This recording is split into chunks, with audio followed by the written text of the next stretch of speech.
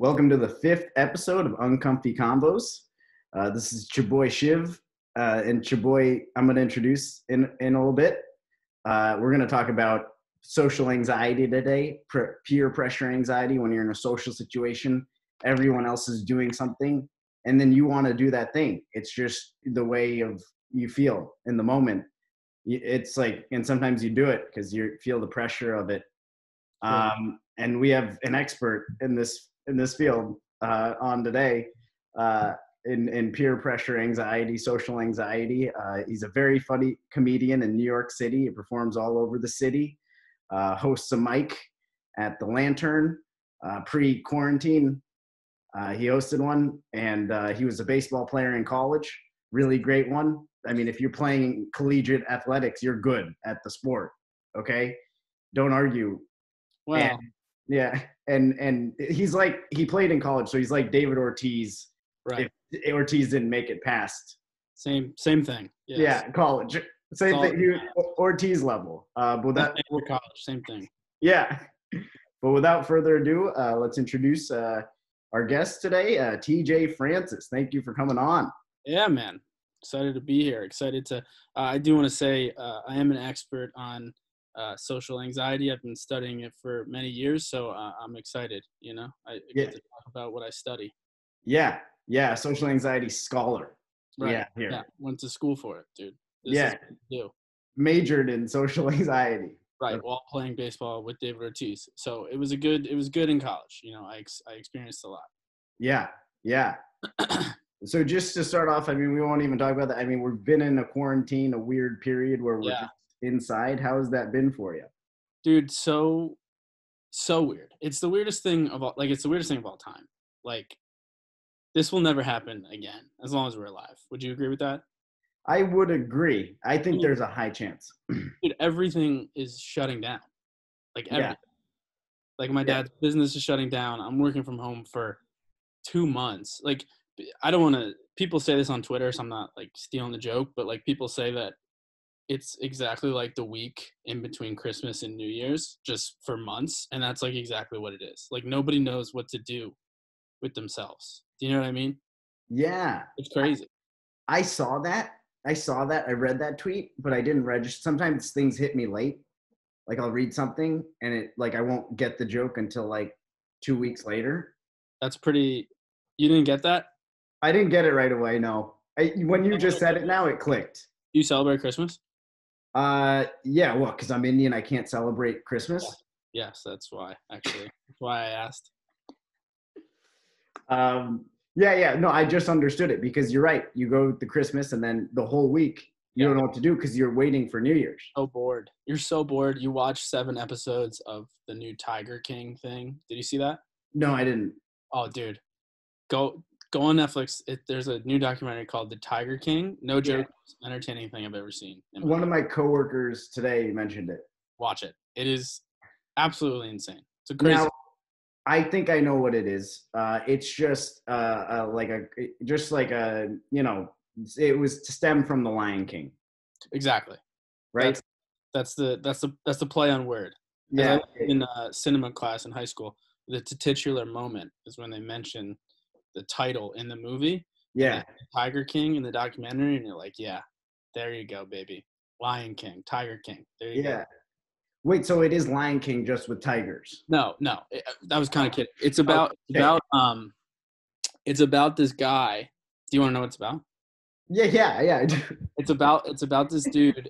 His name is Joe Exotic. Just the craziest person you would ever meet. He's a gay redneck with a mullet who owns 200 plus tigers, and he gets into this feud with this animal rights activist named Carol, who also is potentially murdered her ex-husband, and it's just this crazy clash of people, and it's just the most entertaining thing you'll ever watch. Yeah, it's crazy. Wow. You seriously have to watch it. Yeah. I'll check it out. I'll put it in the queue. Yeah. In the queue. We have time. That's all we're doing right now is watching Netflix. Yeah, well, I'm busy. My employer is paying me to watch Netflix right now. That's the only thing I'm doing. So whoever is out there watching this or listening to this UnCoMfY CoNvOs, That's what you're paying me for right now. I'm not doing Yeah. it. You're paying. You want your boss to hear Yeah. that? There you go.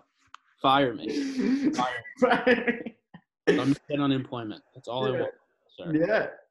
Yeah. That sounds like you're handling it well. Sounds like you're doing what you should be doing. I mean, dude, I'm losing my mind. Like, it's just crazy. Like, I never thought like sitting inside for like, if someone's like, hey, you don't have to work, you don't have to go into the office for the next week, you just get to work from home, you'd be like, oh, it's awesome. But then when you do it, you're like, this is a nightmare. Like, this is horrible. Yeah. You know what I mean? Do you feel the same?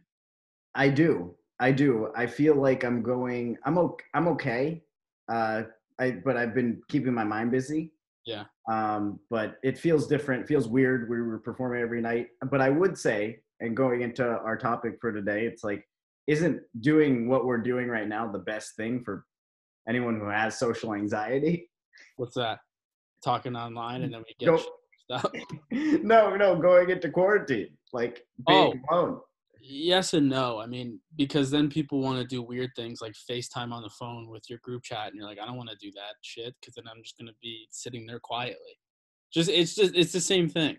Yeah. On the phone now. It's like I don't want to do that. Yeah. So yes and no. Yes and no. Yeah. You don't feel the anxiety of like, oh fuck, should I go out tonight? You don't feel that. Yeah. You know what I mean? Yeah. No, I feel that. I like, oh damn, no one's going out tonight, and like fist pump after you say, oh damn, you know? Yeah. Yeah. Yeah. No, I definitely feel that. I definitely don't feel the pressure to go outside. I feel the pressure to stay inside right now. 6 feet, social distancing. 6 feet. Yeah. Dude, this thing, it's so contagious, but we could talk about this all day. Yeah. We're going to go into our topic of social anxiety. I just wanted to, peer pressure is pretty prevalent in society in general. Right. I figured a good way to start off would just be by kind of talking about like, when do you think we kind of started having social anxiety? I thought about it and I'm like, maybe like in school, like when we started just going to school, like. Yeah. I mean, me and you talked about this the other day. I think, so I come from like a different background, right? Like I played sports my whole life, and that was kind of what I did for my entire life. So I never really felt social anxiety, I would say, until like midway through college. Yeah. Because I kind of just rode like this sports wave the entire time. Whereas like I had these friends that kind of like, we all had the same like goal in mind of like, we want to play baseball in college, right? This is in high school. So we all kind of like got along, and like there wasn't really anxiety because it's like there wasn't really anything that I did not want to do that my friends wanted to do. You know what I mean? Does that make sense? Yeah. I mean, do you like, the reason I say this is because like I didn't really start feeling anxiety until probably sophomore, junior year at college. Yeah, that's interesting you say that. I think I do agree with that actually on a lot of levels, because I also, going to school, when I was thinking about it, I didn't really have social anxiety like with my peers. It's like we were all in class, right? We were all doing the same thing, hitting the same classes. Yeah. And then we'd have sports after, like you said, and you'd play. I felt comfortable like playing sports and stuff, so I never felt like pressure there. Like I was pressured into something. And then in high school, like I kept doing sports and like kept being on the same schedule as everybody. Yeah. And freshman year of college hit, and I stopped playing tennis, and I had like an identity crisis. Right. That's kind of what I mean. Like when you're in high school, you kind of don't, like you're kind of too dumb to like make your own decisions. You're just like, it's just like you and your friend group, whatever that is, you guys are just doing stuff. But then once you're like, oh wait, I don't need to do this, I could do whatever I want. Then it's like, well, how do I tell my friends that I don't want to do this anymore? Yeah. That's when I start to get like, oh fuck, you know? Yeah. I completely felt that in college too, especially freshman year. I was like, freshman year, I was like, oh, like I kind of, a lot of people were joining fraternities. A lot of people were doing stuff like that. And it's like, I was very like, not like that, or like, I didn't want to join a fraternity. I wasn't a big drinker. I didn't really drink at all in college. Yeah. And I wanted to hold those beliefs. And I felt like if I hung out with people, like I'd fall into the peer pressure or that social pressure of doing what everyone else was doing. So I just like secluded myself. Right. I definitely get that. I think for me, it was kind of, I went into college doing all of those things. Like I went into college drinking a lot and doing all the Yeah. stuff that like the you want to do. And then I was like, wait, I don't like this very much. And I Yeah. started to like move away from it. And it's hard to move away from it because like your friends are like, yo, TJ, let's go to a bar. And you're like, I want to sit home and do Yeah. nothing. And they don't get that. Yeah. You know? Sometimes you don't want to go out with the bros. Right. I stopped, like, it got less and less. I would go out less and less and less. Yeah. And now it's like, I barely go out or do anything like that. Yeah. Yeah. And I think as you get older, you feel more comfortable with like making those decisions probably. Mm-hmm. I don't 100. know.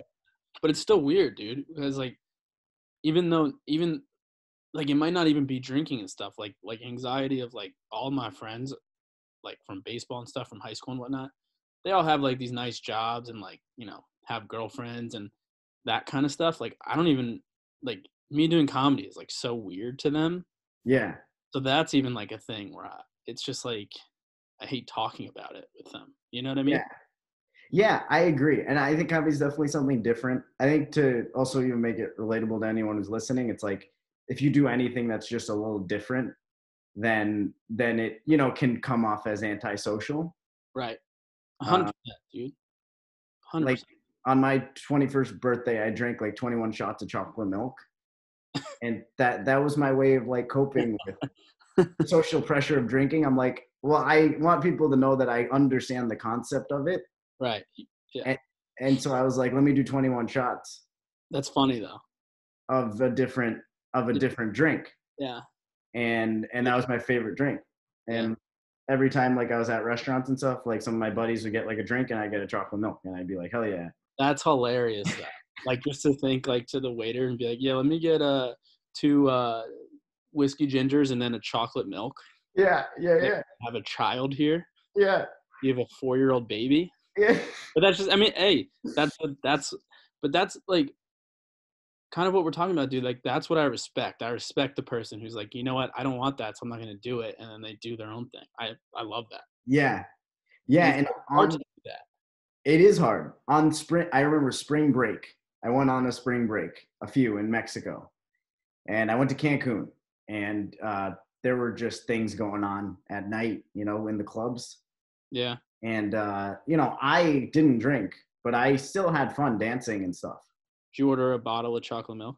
I did order chocolate. That's when I ordered a lot of chocolate milks. People were getting drinks and I was ordering chocolate milks. Do they even have chocolate milk at like clubs? Not at the clubs, but at the restaurants. Yeah, okay. And so, yeah, they just like, but then we like dance and stuff. And there was this, I remember there was this one waitress who came up to me and like, was like, oh, what do you want to drink? And I'm like, oh, like, I'll just have water. And she's like, oh, come on. Like, what do you actually want to drink? Yeah. Should have told her you're pregnant, dude. And then, yeah, I should have told her I was pregnant. Yeah. And I was like, I'll just have water. And then she like, this is weird. And this is going to come, she pinched my nipples. Me too, baby. Hashtag me too. Should have me too'd her. She pinched my nipples. And I was like, ow. And then she was like, aroused? I don't know. I haven't thought about it. Maybe. You had to a little bit, dude. Yeah. Even a little bit. So yeah, she gave me one of the good old titty twisters. Nice. And which I had a lot of those growing up, by the way. I have two older sisters, and they took pleasure in giving me titty twisters. Yeah. Did you do it back? No. I didn't.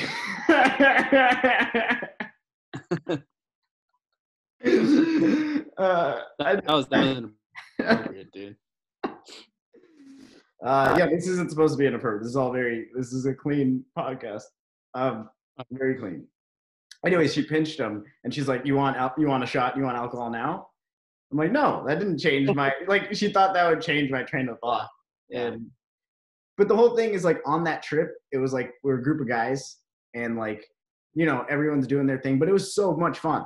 Yeah. And it's like, I realized like from that trip and even hanging out with people in college, like you can still hang out and go to bars and stuff. I think bars are tougher because it's loud, but if you like go hang out with people's houses and stuff and like places that aren't too loud, like Yeah. you can still have a great time.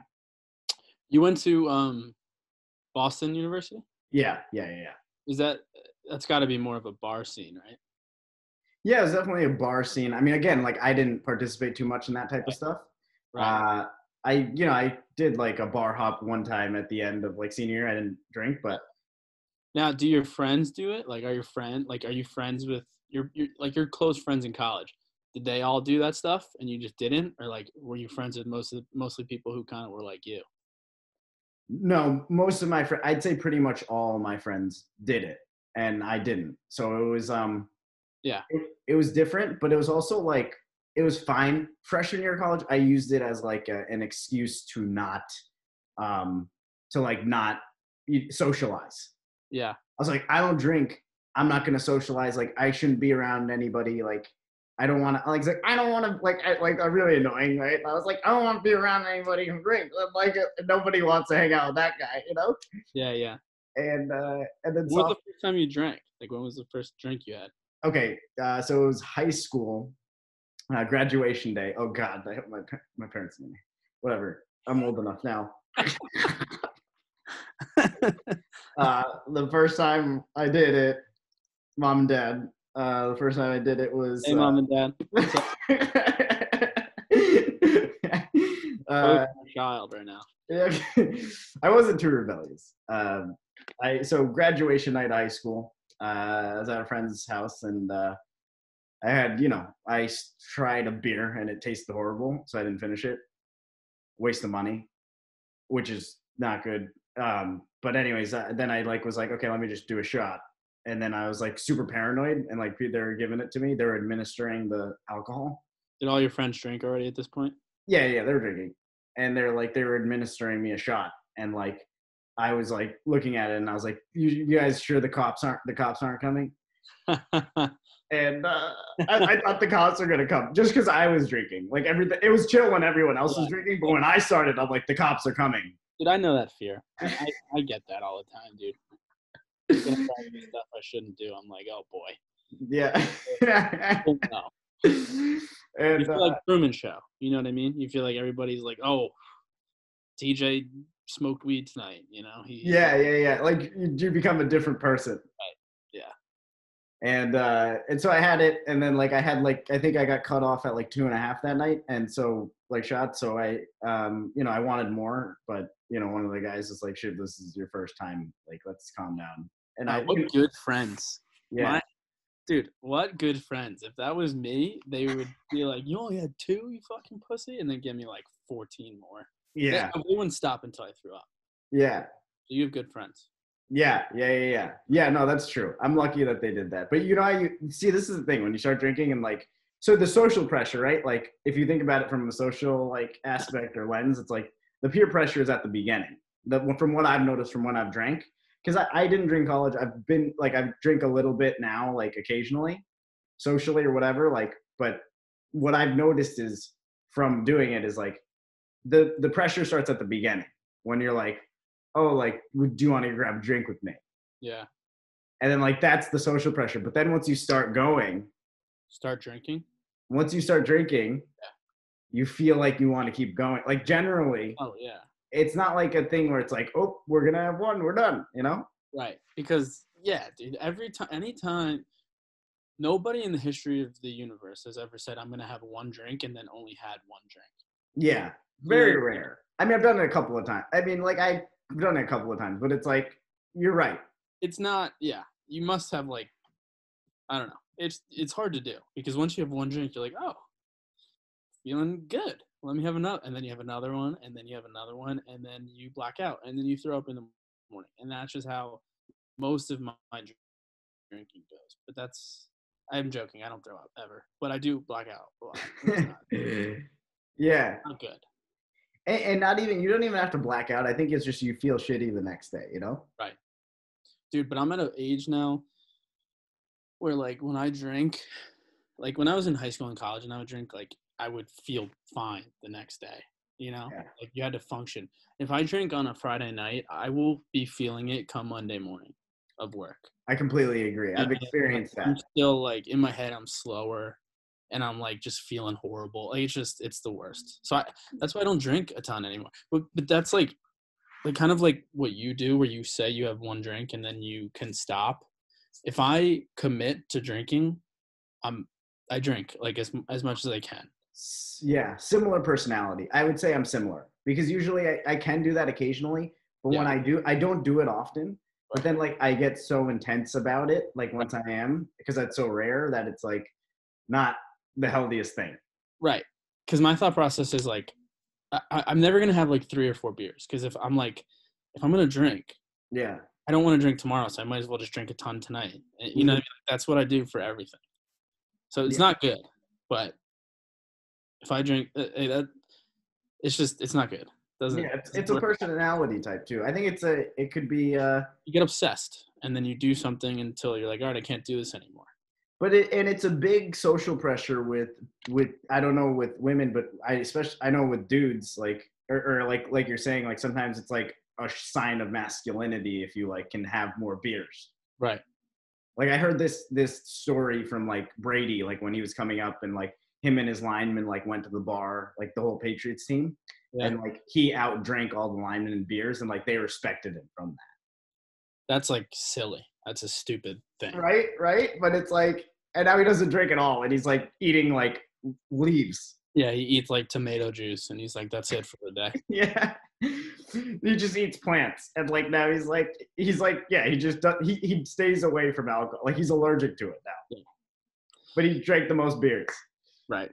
Well, I don't know how much I believe that, but yeah, it's a tale told from some of the linemen. It's an urban legend, yeah. Yeah. Well, like not an urban. I mean, the Patriots Stadium isn't even in it. You know, this is so funny. They like show when they go to like the pan of like Foxborough, they like show Boston, and then they show Foxborough. Foxborough's like 45 minutes outside. Right. Yeah. Boston. Like it's like that's like the Giants and the Jets. They're in New Jersey. Yeah. And it's just like they're zooming into Boston. They want the whole country to feel like stadiums in Boston, but it's like completely not. Yeah. It's in a suburb. Yeah. It's a suburban legend. Right. True. There you go. Not urban. But yeah, no, I definitely feel that. I think in college, drinking is a big one. Drinking is like the big one in terms of social pressure because that's what everyone does. Even now, I think that comes from college now into working. I think I feel more social pressure to drink now than I did in college, for sure. I agree. Because in college, it was like I kind of wanted to more than I do now, at least. Now I don't really want to almost ever. Yeah. But I still do because I fall to peer pressure so much. I do so many things that I'm like, I don't want to do this, but I do it. It's the worst way to live. Well, let's lean into that. Do you think that like, I mean, I agree. I feel the same way. Do you feel like even like, you know, not just alcohol, but like throw alcohol aside, throw it away for a little bit. Just toss it. Sure. I just threw it over there. Just throw it. Just throw it all away. Did. You know, I have a good arm. I played in college, so I just threw it. Yeah. But other stuff. I mean, like career-wise or like career-wise is the biggest thing for me. Yeah. Sure. For sure. Yeah. Same here. I just like, you know, I went to study business and then you're like, all right, go into business, like stuff like that. But it's weird because in a way it's necessary. Like I think it is healthy, like the balance, like you do want to be around people and be doing similar things a little bit. But it's like you can choose which thing you do. Right. I mean, this is kind of like the way we talked about it before the quarantine stuff. But like, you know, like I said, I grew up with all these baseball dudes, right? Like they were my friends growing up because that's all I did. And now all of these dudes, like all of my friends are people who are working these finance jobs and working these jobs that like they're going to build a career off of, right? Mm-hmm. And they have girlfriends and they're going to get married and they're living the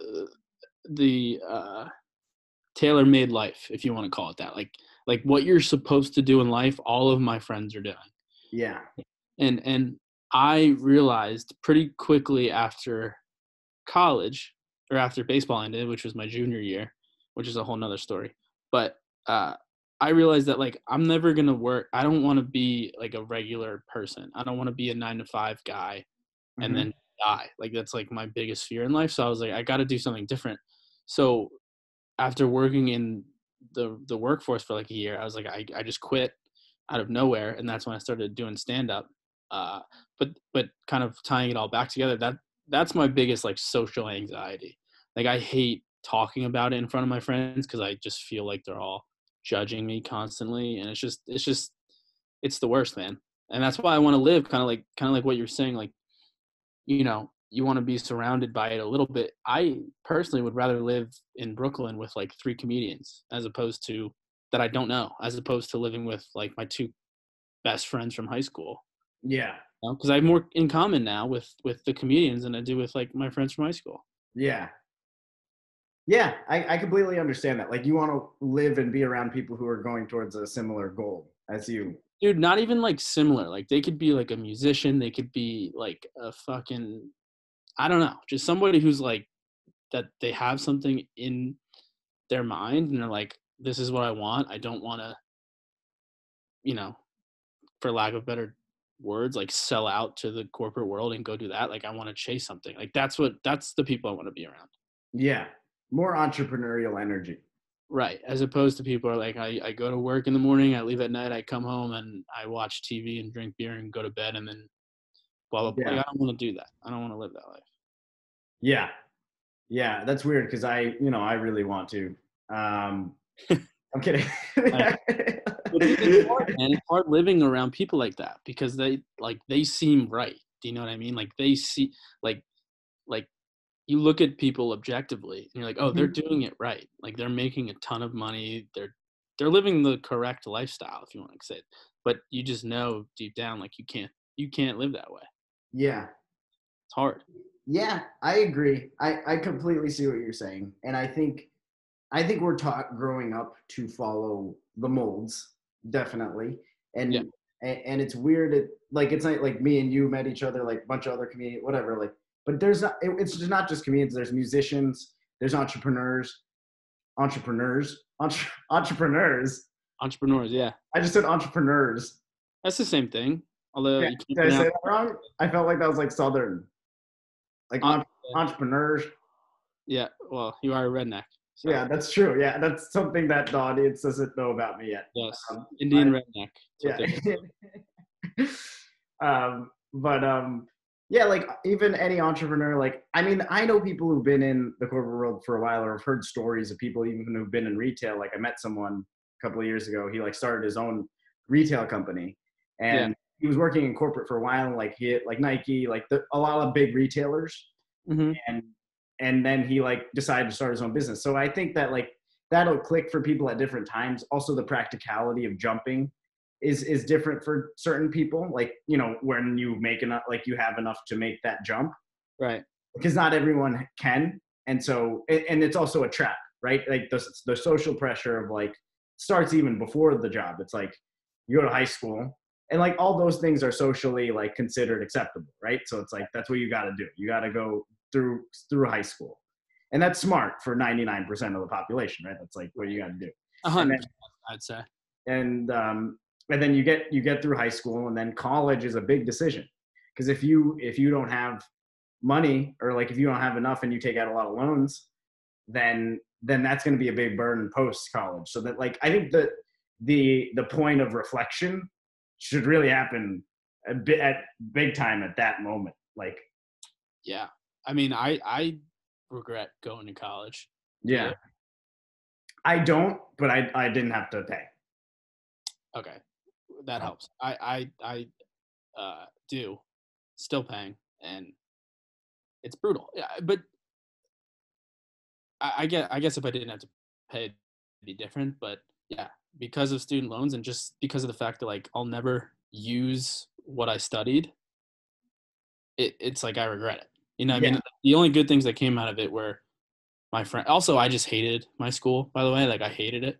Which Um, where'd you go I again? went to I went to William and Mary in Virginia.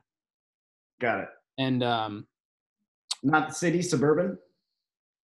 it is suburban. Yeah, for sure. Um, I hated my school. The only good things that came from it were like my, you know, maybe my 5 or 6 close friends, and then my 4 or 5 other like pretty good friends, and then I had like some experience playing baseball, but that was it. Like that's the only Yeah. thing I'll never use my degree ever. Yeah. Yeah. Yeah, I agree. I think you're right in a way that like I believe that in college the reason I do enjoy having gone there into Boston was I initially wanted to go to like a suburban school and just play tennis like at like a small like Division 2 Division 3 school. Yeah. And my dad kind of convinced me to not. And again, like this was like the social, in a weird way, this broke me out of like a lot of social pressures, Mhm. I think, because it was like, if I went and I played tennis and like did everything, it's just like I'd be around people doing the same thing all the time. Yeah. And I'd be like, oh, and it's hard to like have that time to reflect and think on your own of like, what do I actually want? Yeah. And when I went to Boston, it was different because it was like, I feel like the most valuable experiences I had were, yeah, in the classroom a little bit, but more in terms of growing, because I started doing stand up in Boston. So Yeah.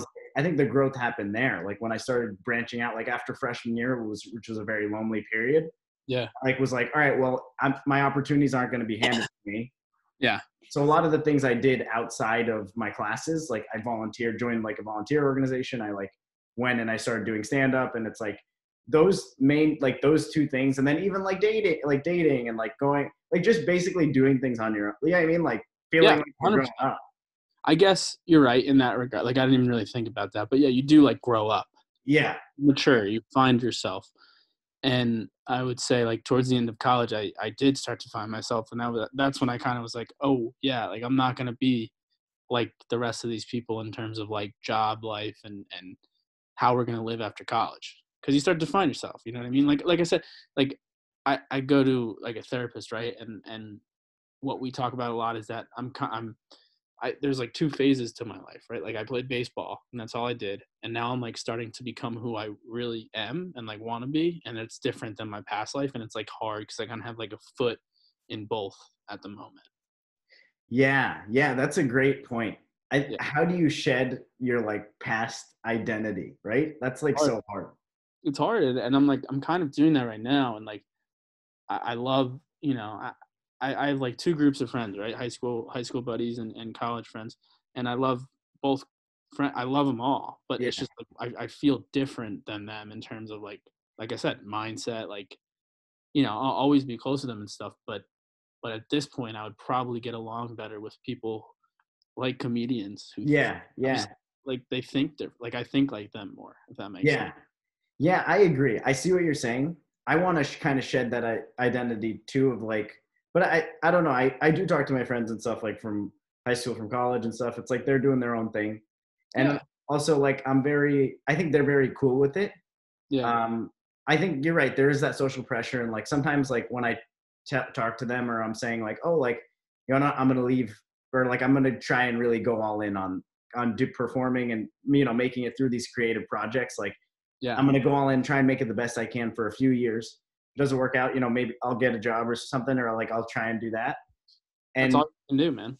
and they're okay with that. Like my friends do understand that, but still, like I'm not saying it doesn't raise eyebrows. Like Yes. That is, sorry to cut you off, but that no, is exactly it. Like I keep this stuff away from my friends because I'm like afraid of their judgment, whether it be visible or not. yeah, Like all in my head, I'll create what they're talking about me behind my back, and it's yeah, always negative. It's never like good. So that alone is like for me to not tell them things. Um, but like kind of what you said about like, oh, I want to go all in. Like I'll tell myself that. I won't tell my friends that because yeah, I don't want them to actually talk shit, or not even talk shit, but like say something about it, or me in my head thinking about what they possibly could be saying. yeah. You know? And I think that points to like a lot of the social anxiety aspect of the decision, Yeah, right? yeah, for sure. Um, and then that's tough. But I also think that like sometimes I do feel that like social anxiety is created in our heads too, right? Because it's like, Yeah. I would say it's 50% at least. yeah. And I even think like with my friends that are thinking of what my family wants, it's like, and we talked about this too, but it's like, you're like, oh, like I'm thinking of like going all in on comedy. I'm going to leave like whatever I'm doing right now, career wise, to go pursue my Yeah. dream. And then your parents are like, yeah, go do it. And you're like, wait, Yeah. I didn't think you were going to say yes. And then you're like super scared, right? So it's like you get in love with the idea of doing it, but then like when you actually do it, it's super scary because there are things and benefits to like the corporate structure and like the, you know, because it brings safety to you. And I do think that like the people who are in it, like if you enjoy that industry or whatever, it's like, but if you enjoy the security and you don't like taking big risks, it's, you know, that type of situation or like that type of setup is probably smarter. Right. Yeah, 100%. And I kind of like what you said about not touching my face. So I got to use my sweatshirt to touch my eyes and stuff, you know? I just touched my face. I don't want to get corona, man. Yeah. But I no. hear it now goes through FaceTimes. What's that? I hear the virus. I just read an article before this. It goes through FaceTimes. It's actually mainly podcast too. If you do a podcast, you're like 90% more like. No, but what you said about like, you know, saying it like, oh, I want to do this, and then kind of getting permission from somebody, and then you're like, well, I'm still kind of scared. Like that is such a thing, but I think I've done that too many times at this point that I think it's like, all right, you gotta fucking just, like gotta go for it. You've told your mom 15,000 times you're gonna quit, and you haven't, so just do it. Yeah. Because I'm not like I keep trying to like lie to myself to almost like try to fit in with my friends, right? Yeah. I'm like, all right, if I keep working this job while doing comedy, they'll accept me more. But if I like quit my job to go do comedy, they probably won't understand. But it's like, how many times can I lie to myself? Like I need to just quit and get out. Yeah. And I also think like at the end of the day, friends generally will understand. I think at the beginning it might raise eyebrows or maybe make them not want at the beginning. But I think generally, like if you make the decision and you're confident in it and you want to go for it and you start making like inroads in whatever you're doing, which you will inevitably if you're going all in, like people are going to see it. It's just that beginning phase of when you decide. That's always the toughest, I think, when you change. Yeah. I was also going to bring up for me, like a big part of my anxiety, I'd say my social anxiety as a guy is like when, like whatever career I pursue or whatever you do, it's like how it'll be seen by like girls or like by people you want to attract. And it's like, that's been a big one for me. It's like, you want to like sometimes conform to like you said, like if someone has like a good finance job or like a good something, it's like in your head, you're like, oh, like that person could take care of someone better. But again, that's a social anxiety. That's just like, as I get older and mature, it's fake.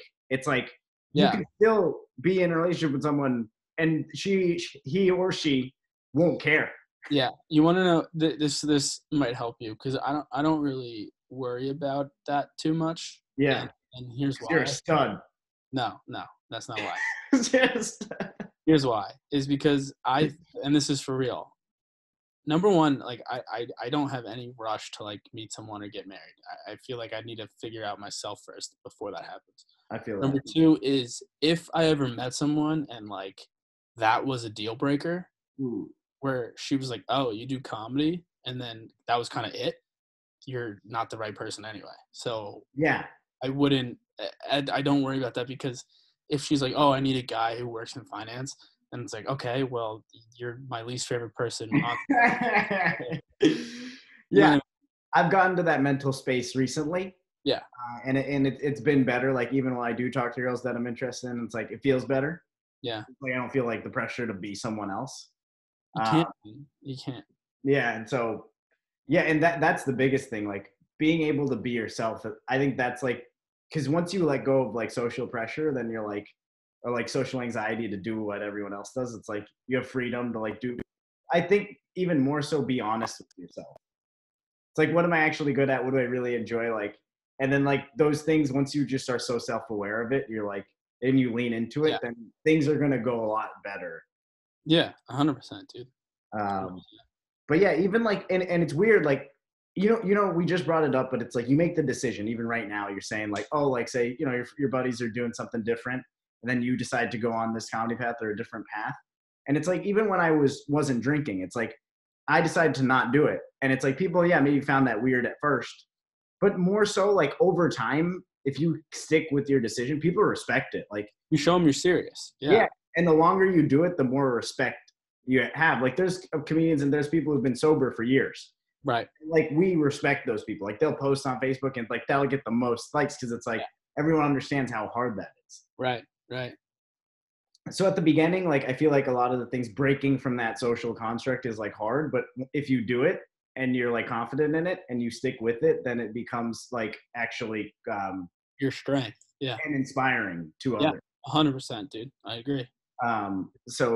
So in a way, like I think even keeping that in mind too, it's like when you make these decisions that go against like your whatever if there is a social anxiety to like fit in, it's like when you initially do things that show that you're different, then it might feel weird, but it's also like you got to embrace it, and then people will start to embrace it if you embrace it. Yeah, 100%. And I've already like seen that even with just like telling my friends that I do comedy, right? Like this is how like nervous I was. Like I think I've told you this, but my name is Tim Hohen, right? It's not TJ Francis. My name is Timothy John Francis Hohen. Oh, I didn't know. I TJ Francis because that is my name, but I just took out my last name.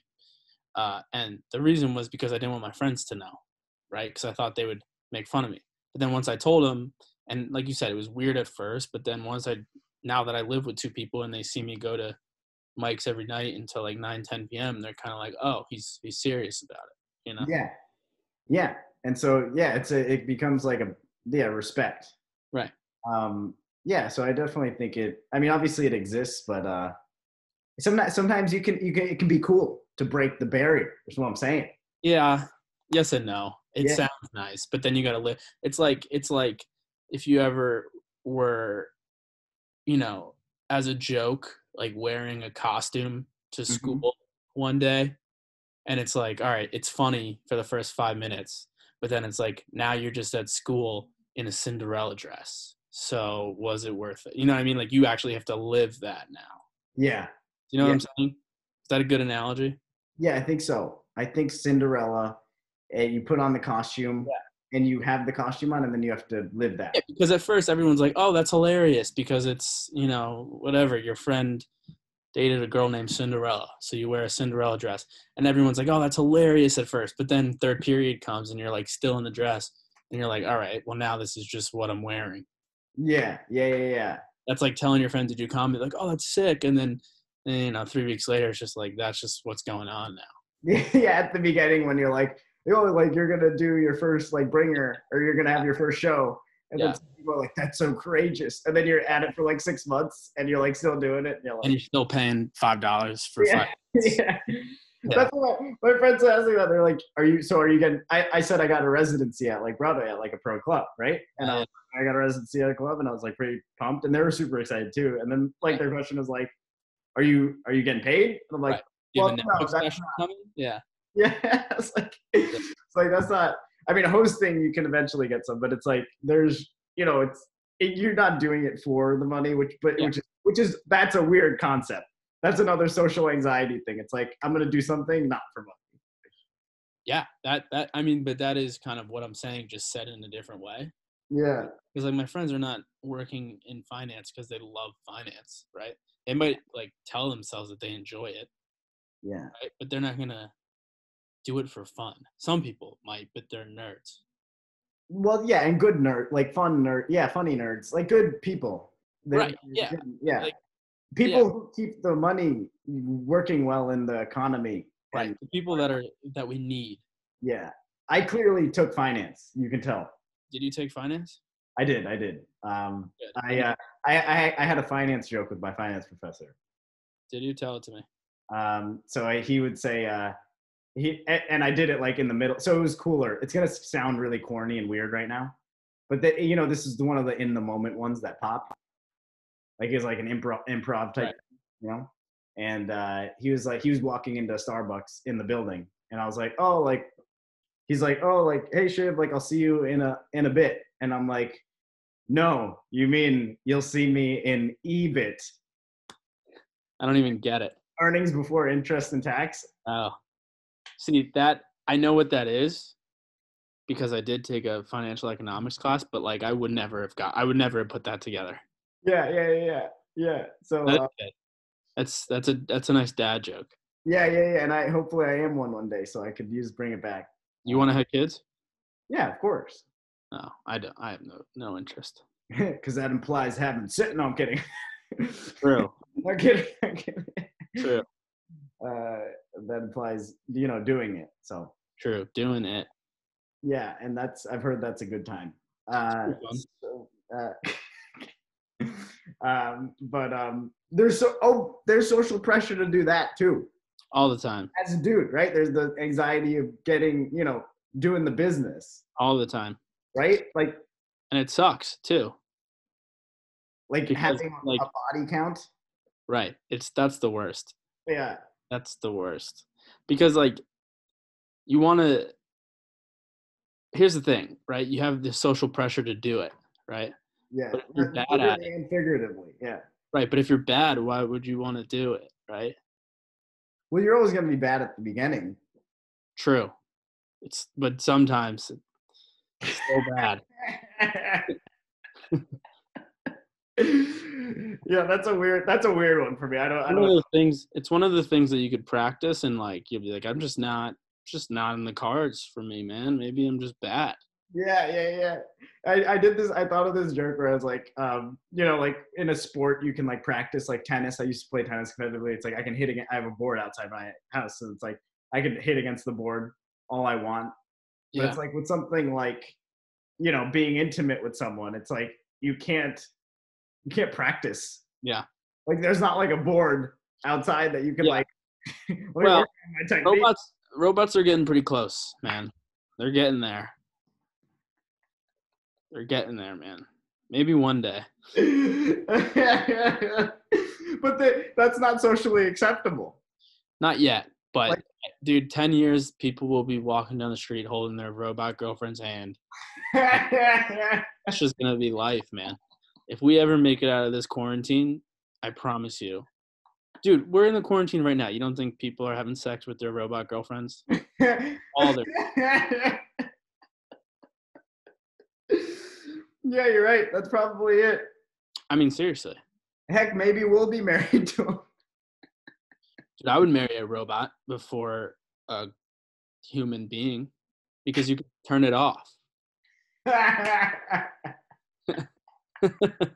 You could be like, nah, not today, robot. You get into an argument with like your robot wife or like your robot spouse. And yes, but the catch is it could turn out to be like Ex Machina and she kills you. And that I'm willing to live with that, you know? Yeah. Oh, that's so funny. Oh man. I find it so funny that you think robots are going to become socially acceptable. Like right now they're not cool. You don't think so? In like 10 years? No, maybe a little more. Maybe like 20. I think it'll still be cool to be intimate with real people. I think in 20 years it'll be like. No, here's the thing. Because those will be old school, right? But then in like 50 years, it will be cool to be in touch with real people because that's hipster. That will be cool again. Oh, you think it's gonna hit the phase? By the time we're like 80, my daughter is gonna bring home a real person, and I'll be like, "What are you doing? You know, date a robot like the rest of us." Oh man. Wait, so do you want kids? Do you feel no? Right now I don't, but like I could see myself down the road. But right, I mean, I'm 25. My parents had me. I'm the oldest at 24, and that's just insane to me. Mm-hmm. You know what I mean? I can barely own like a phone at 25. I can't imagine having a kid. Yeah. So, if I have kids, I don't see it happening before 35. Got it. No, I see that. I also feel you there, like where there's not too much of that pressure to do it soon. But again, like, that falls all within the topic of like just social norms. Yeah. it's just like, yeah, like you have someone like in a committed thing, and then like you like develop it, you have kids, like that's. But again, that's what I feel like that's what most people should do, because it's like unless you're super passionate about something else, like that's Yeah, probably how be we. your life because it's the best life. But then also, I feel like, correct me, like tell me if you feel this way too. But um, for me, it's like whether for right or wrong, I just like I forget what I'm blanking on the word right now. But I don't like when everybody does something, so I like to do the opposite. Yeah, yeah, it's like Uh, a contrarian thing. I don't know. Contrarian, Yeah, contrarian, yeah. Like when everybody's doing something, I'm like, that's so lame that everybody's doing it. Like, do your own thing. That's what I think all the time. So for better or worse, and I feel like most artists are kind of like that. Not to sound too pretentious, calling myself an artist because I'm absolutely not. But like, you're an you artiste. know, that's kind of how I feel. Like I just like doing the opposite thing. Same. I have a similar feeling, and I Yeah. think you're right. I think it's a common thing amongst like people who want, like, just if you want to innovate, but it's not just comedians, it's not just artists, it's like all the business like people who start businesses, like entrepreneurs, like Right. Elon Musk, probably, like a lot of those people, like, Taking the road less traveled is like not as sexy of a life because the road less traveled could be a dumpster fire. But yeah, for me, it's like I'd rather try that road. You know? yeah, I'd rather be in the dumpster fire. Right. Yeah, Yeah. I want to see what that's like. I've never been in one before. Right. As opposed to Yeah, all the checkpoints you got to hit before you die. yeah, and who's to say that I can't be in a dumpster fire? I want to be in a dumpster fire. Yeah. TJ You and I want belong in a dumpster fire. we want to be in a dumpster fire. We want to experience it. We want to get out of the dumpster fire. Oh, I just wanted to be in it. I just want to see what it was Well, like. you belong in the dumpster fire. I want to get out. Yeah, you can get out. I'll stay in. You get out. Yeah. And then I'll come back to the dumpster fire. And I'll be like, I'm enjoying this too much. Yeah. I'm enjoying this dumpster fire too much. Yeah. And you'll be like, what? And that'll be the rest of our lives. Yeah. That's a good plan. All right. Well, we're coming up towards the end. I just want to hit a couple more topics. One of the things I want to talk about is just like, I thought about people who are, this actually falls into it. It's like people who are less agreeable, who are like, maybe like you have a different belief, or like you don't want to, I don't know, like you're more apt to say what you feel in moments. Oh yeah. Or do you feel like people who are more candid and more like blunt, Yeah. they experience more social anxiety because they like say things that people don't like? I would say that they don't even feel social anxiety because they're fucking. Here's the thing. I kind of like Curb Your Enthusiasm, right? You watch that show? I've seen, yeah, bits. Okay, so the whole point of the show is like Larry David like sees things that he doesn't like and kind of the show is about what he would say, but he keeps it to himself, right? In Yeah. real life, but in the show he says it. Yeah. I think like if you actually say stuff like that, you're insane. You're an insane person. So Mm-hmm. you don't feel social anxiety because you don't even really know what that is, Mm-hmm. right? Like if you see like somebody park wrong and you sit, like if you ever went to a restaurant and you're sitting with people that you've never really met before and somebody gets their fries too cold and they send them back, that's an insane person. Yeah. Yeah. Just shut up and eat the fries. You know Yeah. what I mean? Like even if you ordered a burger and they bring you an omelet, Mm-hmm. you don't just eat it, you're insane. If you say something, you're insane. So those people, I don't feel they feel social anxiety because they don't even know what it is. Yeah. They're like, this is my life and blah blah blah. Like, you know what I mean? Yeah. In a way, I'm like, I feel like I've been trying to get more of that. I think we're trained, like growing up, to like have a lot of that anxiety, like to not like be super polite and to be like super in the lines. Yeah. It's like a lot as I get older and stuff, and it's just like being able to step outside those lines, kind of like you learn how to, like, it lowers your anxiety in a weird way, the social anxiety, because you're like, oh my god, I'm gonna say what I want, and it, I'm gonna Yeah. be. Yes and no, I think, because sometimes it's good where it's like, oh, I'm gonna stick up for myself here and not get like pushed over. Yeah.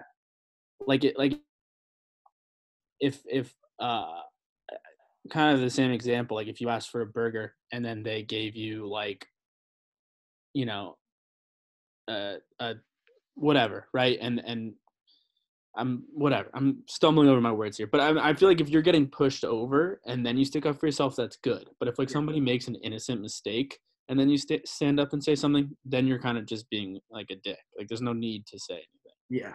Yeah. Does that make sense? Even though I Yeah. stumbled over all that. Yeah, that makes sense. Sometimes you don't have to like be super Yeah, disagreeable. like, sticking up for yourself is good. Yeah. I don't really do it because I'm just like, I'd rather just.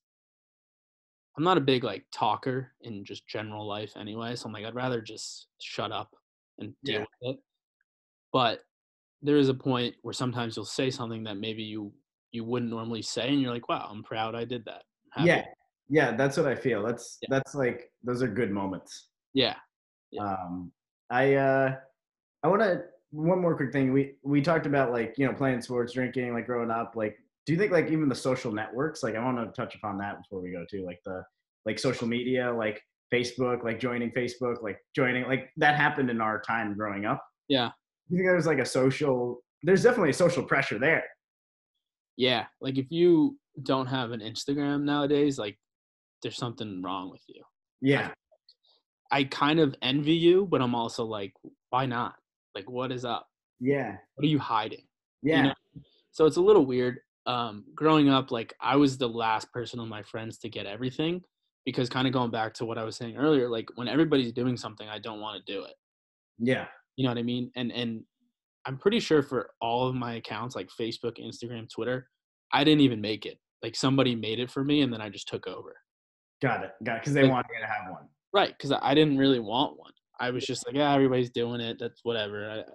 One of the first things that I started to do was Vine. Like that was one of the ones where I was like, oh, I was like one of my first friends to do it, and I Oh was like, yeah. this is cool. Yeah. But all the other stuff, I was like last. Yeah. So there is social anxiety, like to get one. You know what I mean? Yeah. And be active on it. I don't really post. I tweet a lot, but that's like it. Yeah. Yeah, that's interesting that you say that because you're right. Like I'm someone who probably got them around the time people were getting them. Yeah. I still think I got them even later than most people did, but not too late, like in the middle. Yeah. And I see what you're saying. Like, but I think for me it was just like I did want to be like, and even now I think we're seeing in this quarantine like how like social media is unhealthy, and like even for me sometimes I use it at an unhealthy amount, Oh yeah. like a lot. And even in the quarantine, I'm sure that's happening a lot with people, Yeah. including myself. Yeah. And but I do think it is like in this quarantine, I think it has a lot more pros than it does cons because it keeps a lot of people connected. Right. Well, the quarantine for sure. I mean, as a comedian and probably even real people, for Yeah. lack of a better term, how many people do you see going live nowadays? It's everybody on Instagram is going live with Yeah. other people. And So people kind of like, yeah, and people aren't like, I mean, comedians are getting like skeptical about it, but it's like generally, I think people like watching that, or like, even if it's like a quick thing, it's like, it's different and it's cool. right. And you're being honest and it's real people and it's like, whatever, Have you done an open mic online? Not yet, dude. I'm one of like the mics I host, like whatever, Buddha, but they said like, they sent out a thing that they're going to try one tonight, but I was like already recording. So I was like, I don't think I'll do one. It's just so weird. Yeah. To be like sitting down and being like, how about this quarantine? And then like just hear fucking horrible laughter. Like probably not because you don't get laughter ever. But it is something. I think it's still a way to do the muscle. I like the idea of like writing right now. I'm just kind of writing a lot and like editing stuff and whatnot. Talking to comedians, FaceTime with comedians, probably good too. Yeah, like this, no joke, has been like helpful. Like it's been talking to a comedian, like kind of, not really running jokes, but like trying to banter, just talk a little bit and then banter. Yeah. Yeah. To close this out, just to bring it back, I want to do something where I give you some social pressure. Mm-hmm. I'm gonna peer pressure you a little bit. Peer pressure me, baby. All right. So we're gonna do a game called Truth or Dare. Okay. If you haven't heard of it, let me know. Okay. Haven't. No, just kidding. TJ has not heard of the game. You froze. What'd you say? TJ has not heard of the game. No, I've heard of the game. I was joking. Oh, got it. Okay. You don't have to pretend like you've heard of the game for like to, make the listeners think you're cool, you don't have to do that. All right, so truth or dare? Truth, because do the dares involve me standing up? No, I'll do ones that you can do in the moment. Then I'll do truth. Okay, but then you have to do a dare, so it doesn't really matter. Okay. All right, when was the last time you peed yourself? Peed myself. Yeah. Honestly, I don't know if ever. I think shit myself is a better question. When was the last time you shit yourself? Last week? I mean, I don't know. I can't remember me ever peeing myself, to be honest. Yeah. But that's because I go like 400 times a day. Every time I'm like, oh, a little bit have to go, I go. Yeah. So, yeah. Okay. I'm going to give you a dare. Okay, hit me. Contact. I knew it was going to be something with the phone.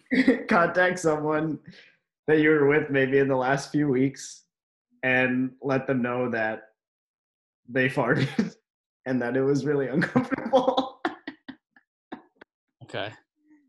And that it like smelled really bad. Okay. All right, I'll do it right now. DJ is texting one of his random buddies that he farted. And I just wanted to let you know. Well, you can phrase it however you want. Okay, 1 sec. Just let me know what you write.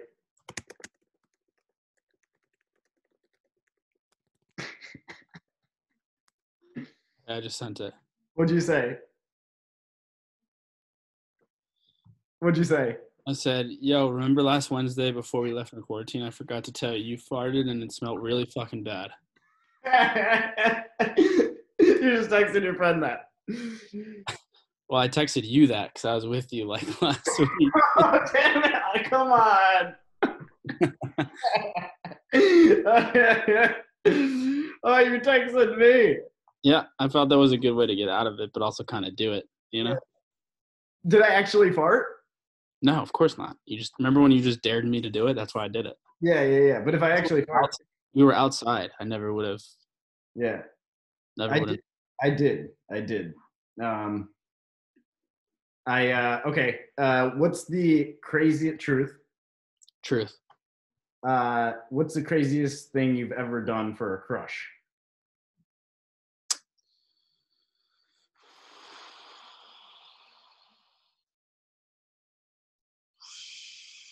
I'm trying to think. I'm not like that. Like crazy. I don't like do stuff like that. So like I think maybe like I think when you do prom stuff in high school. I'm pretty sure I like got flowers and like wrote prom.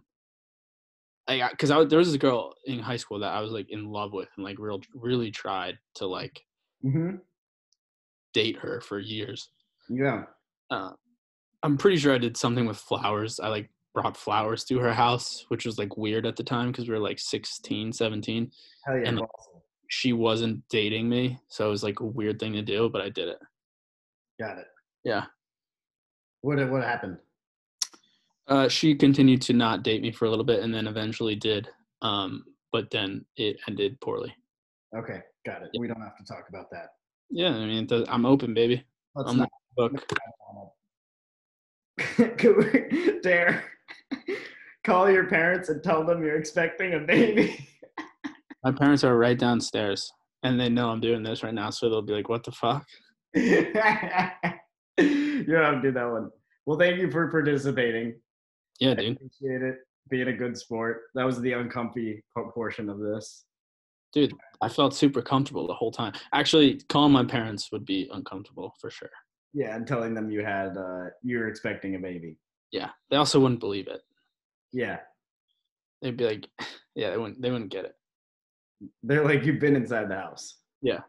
You've been inside and nobody's come into the house. Right. Well, cool, man. Thank you so much for coming on. Do you want to do any plugs? Yeah, sure, dude. Yeah.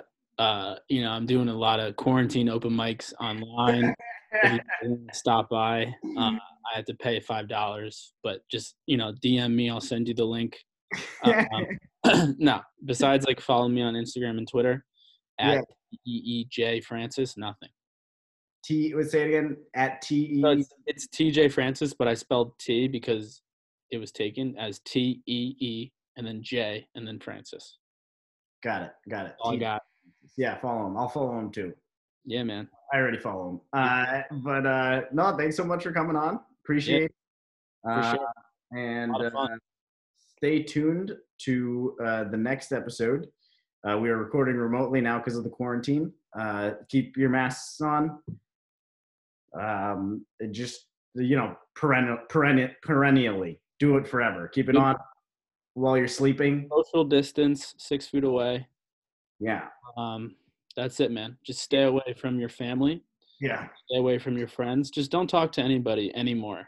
Actually, kill yourself. That's how. Don't kill yourself. And if you're experiencing social anxiety, the longer you stay away from people, the better. And that just brings it back to the topic. Thank you guys so much for listening. This has been TJ and Chaboy Shiv. Not Chaboy, whatever you want to call me, your friend, your pal, your lover. All right, I'll see you guys later. All right. All right.